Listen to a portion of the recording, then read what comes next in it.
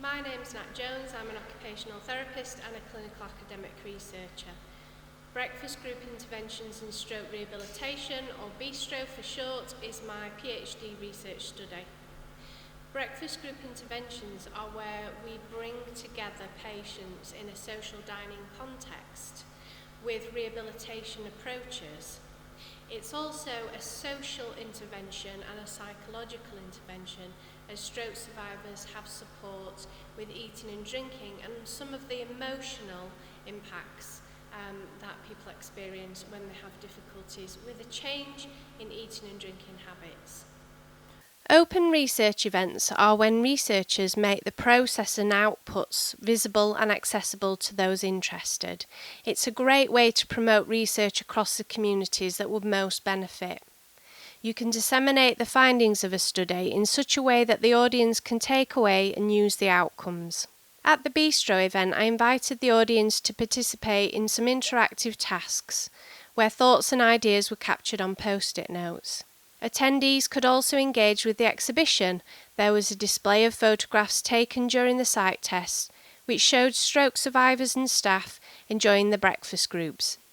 There was also some academic posters, and guests could browse the quotes from patients and staff, which was a great way to understand the lived experience of those receiving or delivering the intervention.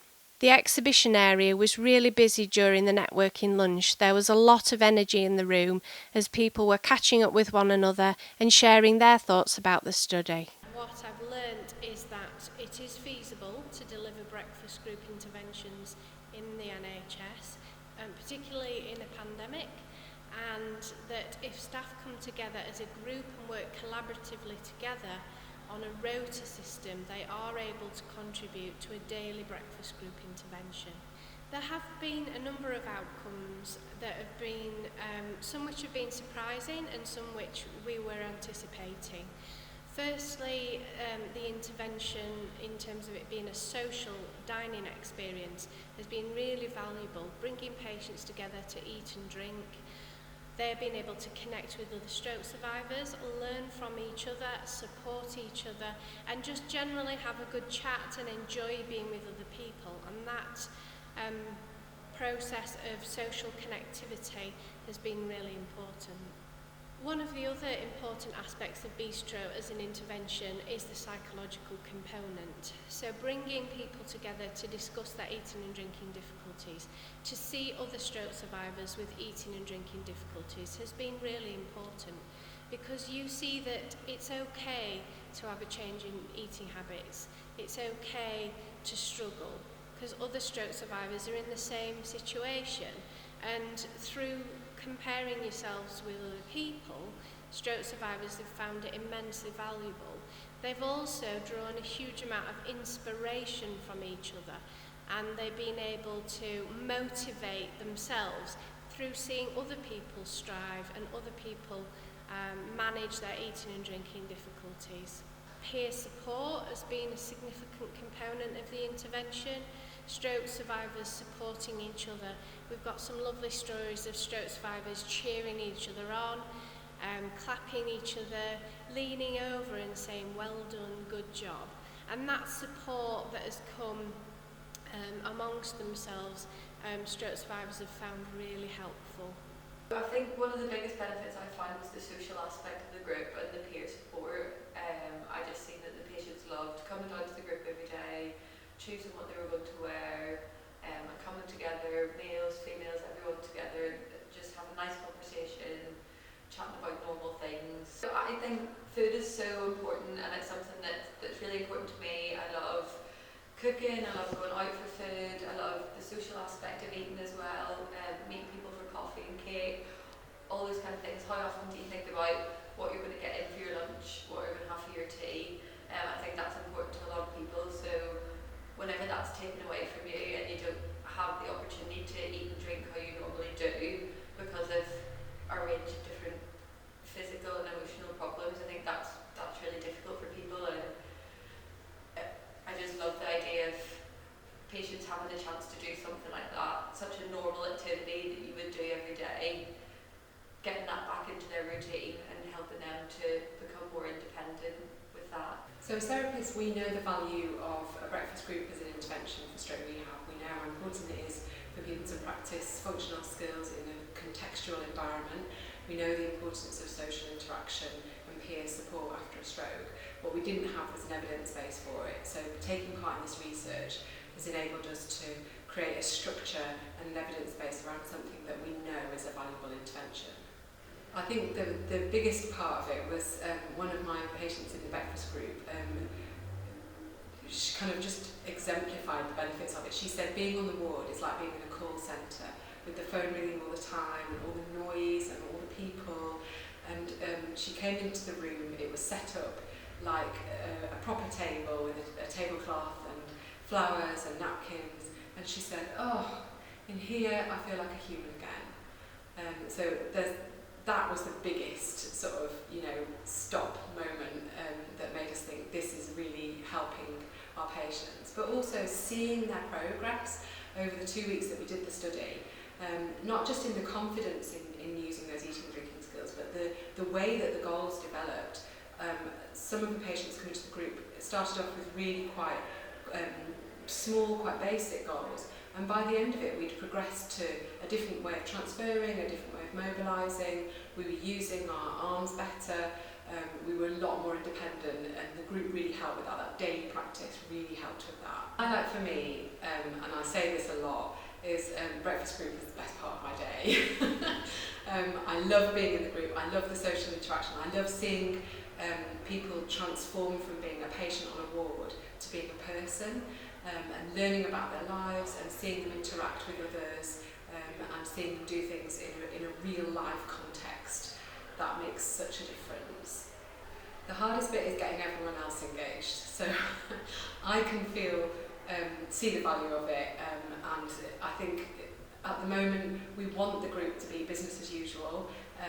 We want it to be part of the running of the ward, part of the routine, the daily routine, an integral part of the rehab process. But unfortunately, because there are a lot of practicalities around it, if we're short on staff or if things are feeling really busy, it's usually the first thing to go. And I still find that really difficult, and I'd like to try and overcome that with some of the results from today, some of the outcomes that we can share. I would like every stroke unit everywhere to be doing a breakfast group and using our toolkit